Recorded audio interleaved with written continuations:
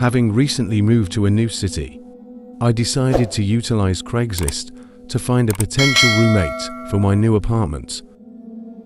Upon coming across James' post, I reached out to him, and we began exchanging emails and phone calls, which seemed to go smoothly. After a few days, we arranged to meet in person to discuss the details. At our initial meeting, James came across as a friendly and laid-back individual, and we had a pleasant conversation about our interests and hobbies. He even shared some amusing stories about his previous roommates. However, during our talk, James became serious and disclosed that he had a condition of severe sleepwalking that had made some people uncomfortable in the past. I assured him that it wasn't a problem and thought nothing of it. The first few weeks of living together went without any issues, and James seemed like a great roommate. However, I started noticing peculiar occurrences around the apartment. Food would disappear from the fridge, and objects would be rearranged. I attributed these incidents to James sleepwalking, but didn't pay much attention. One night, I was awakened by an eerie noise emanating from James' room.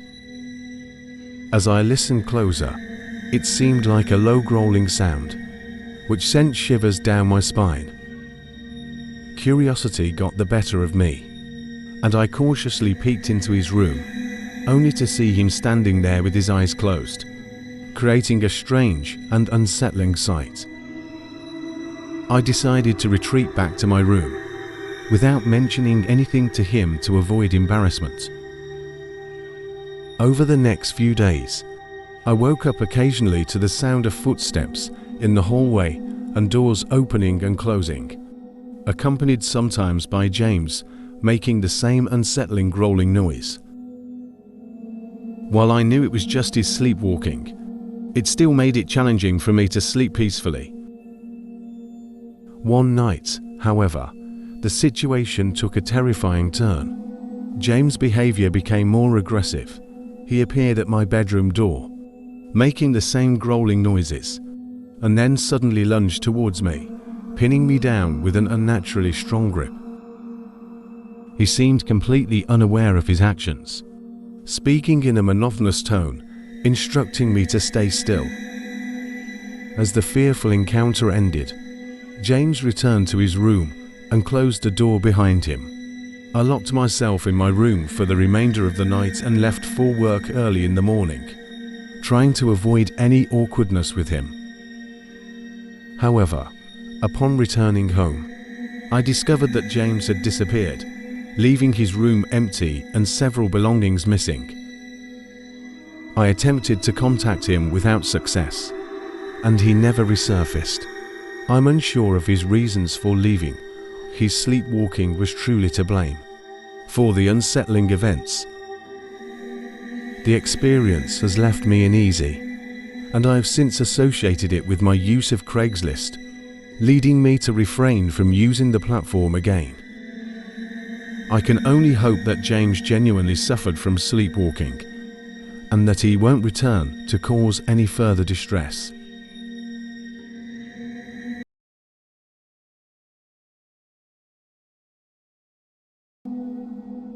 Being an avid fan of browsing Craigslist for great deals and unique items, I came across an ad for a vintage record player in pristine condition. Intrigued, I couldn't resist reaching out to the seller, named Jack, to inquire about the item. Surprisingly, Jack responded promptly, and we engaged in discussions about the record player. After settling on the details, we agreed to meet at his apartment later that week to finalize the purchase. Upon arriving at Jack's apartment complex at the designated time, I noticed something peculiar about the place, but I couldn't quite put my finger on it. Nevertheless, I brushed it off, thinking it might just be Jack's nervous demeanor. As I examined the record player, I was delighted to find that it exceeded my expectations from the pictures. Ready to make the purchase, Jack suddenly suggested showing me something else fascinating in another room. Feeling somewhat uneasy, I reluctantly followed him to a back room filled with various objects and seemingly random items. Jack pointed out a large trunk in the corner, claiming to have something of interest inside. Upon opening the trunk, a musty smell overwhelmed me, causing dizziness.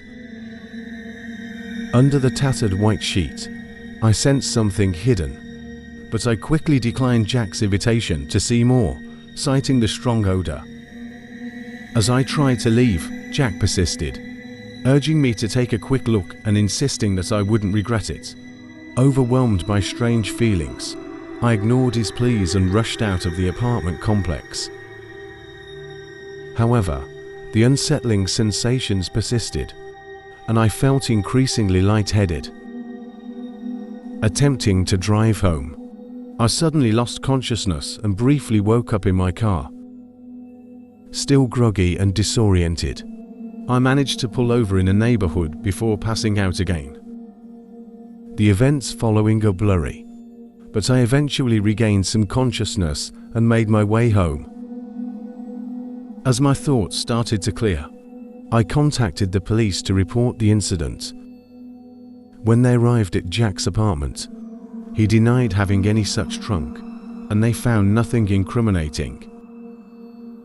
Despite the lack of evidence, I couldn't shake the feeling that something was off about Jack and the strange occurrences in his apartment. I suspected that the musty smell is have been a result of some kind of narcotic gas emitting from the trunk. If I had stayed longer, the situation might have turned even more dangerous, and I'm grateful that I managed to get out in time.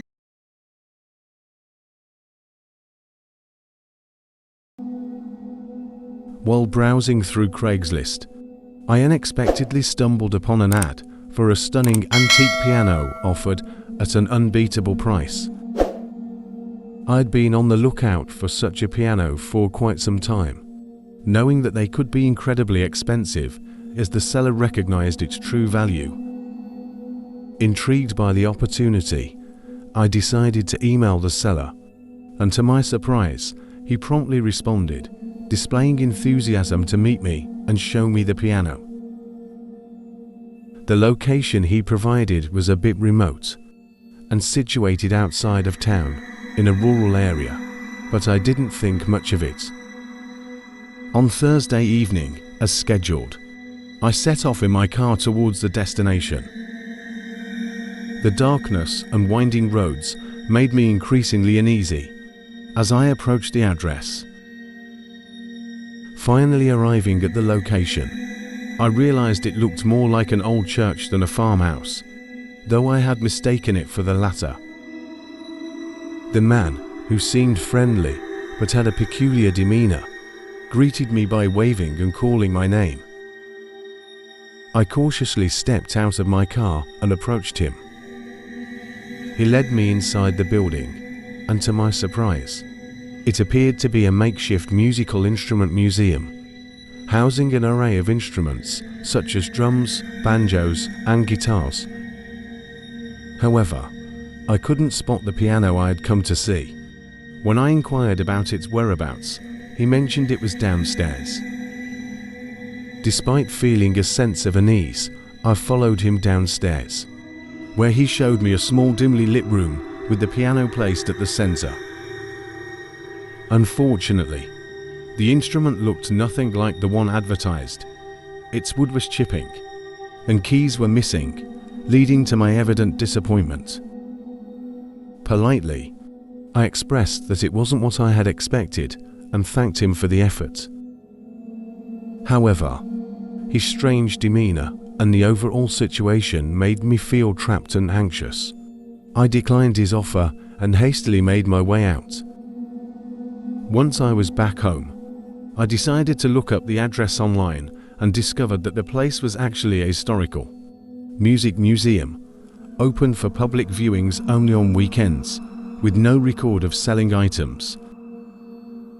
This realization left me shaken, and I resolved to avoid using Craigslist or similar platforms in the future, as my safety felt compromised that night. The experience taught me a valuable lesson about the risks involved in such transactions and the importance of staying cautious and alert.